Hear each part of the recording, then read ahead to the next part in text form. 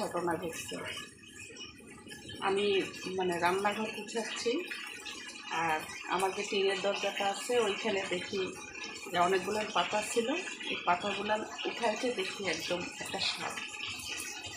সেই সাপটা কী করলো, আমি তো ভয় পাইছি। সেই সাপটা চুপ করে আছে। অনেকক্ষণ ধরে আপনাদের দাদাকে বলতেছি, আসো তো, সাপ ঢেকে আছে, ওটাকে একটু সরাই দাও, মারবো না, ওটাকে একটু লাঠি দিয়ে সরাই দাও, ও চলে যায়। পরে দেখি নড়াচড়া করে না, নড়াচড়া করে না। অনেকক্ষণ পরে আমি মোবাইলটা দিয়ে ভিডিওতে জুম করে দেখি মাছি পড়তেছে, তার মানে মারা গেছে।